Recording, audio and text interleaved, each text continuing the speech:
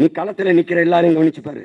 களத்தில் நிற்கிற ஜிஎஸ்டி, சரக்கு மற்றும் சேவை வரி, இப்படி பார்ப்போம். இந்தியாவில் எத்தனை கோடி மக்கள், எல்லாவற்றுக்கும் வரி. என் கடிகாரத்துக்கு வரி, என் சட்டைக்கு வரி, என் செருப்புக்கு வரி, எல்லாத்துக்கும் வரி இருக்கு.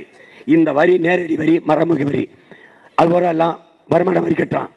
இப்போ உப்புக்கு வரி, ஊறுகாய்க்கு வரி, எல்லாம் நீ எடுத்து பார்க்கறது இல்லை. நீ எண்ணெய் போட்டலாம், 1 கிலோ அரிசி, பருப்பு, எல்லாத்துக்கும் வரி.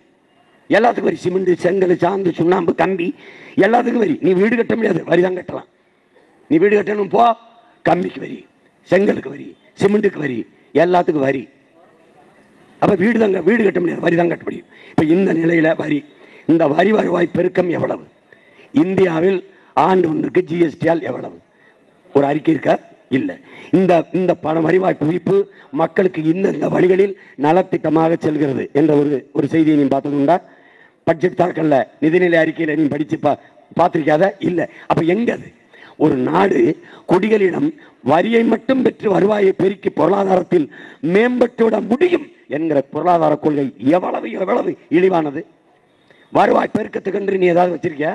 தொடர் வண்டி ஒன்று இருக்கா? விண்ணூர்தி ஒன்று இருக்கா?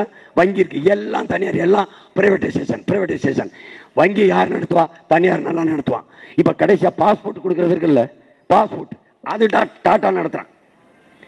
எதுவுமே வந்துட்டு இல்ல, எதுவுமே கிடையாது.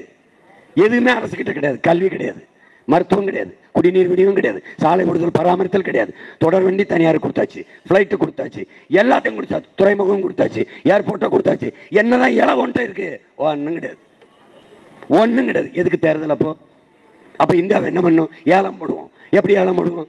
150 லட்சம் கோடி கடன், 151 லட்சம் கோடி ஏலதார் மதிப்பு, ஏலம் விடுற மதிப்பு. ஏன்னா கடன் போக 1 லட்சம் கோடி வச்சுக்கிடுவோம், போட்டு விடுவோம். எடுக்கிறவன் யாரு? அதானி, அம்பானி 2 பேர் தான் போட்டி போடுவான்.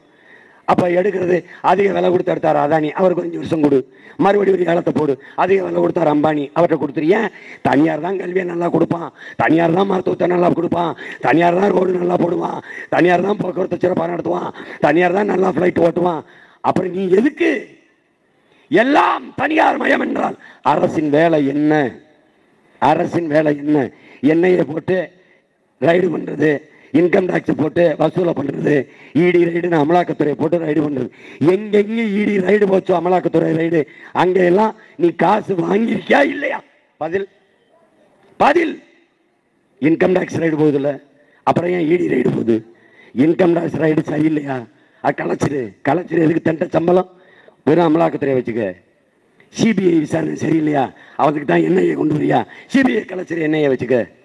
அப்போ சிபிஐக்கு ஒரு சம்பளம், என்ஐஏக்கு ஒரு சம்பளம். முதல்ல வில்லன் ஒரு சாதாரண ஒரு ரவுடி அனுப்புவான், போய் அடிச்சுட்டு வா அப்படின்னு. அடி வாங்கி திரும்பி வந்தோடனே இன்னும் 2 பெரிய ரவுடி அனுப்புவான். இது மாதிரி இன்கம் டாக்ஸ் அனுப்புறது, அப்புறம் பெரிய ரவுடி இடி அனுப்புறது.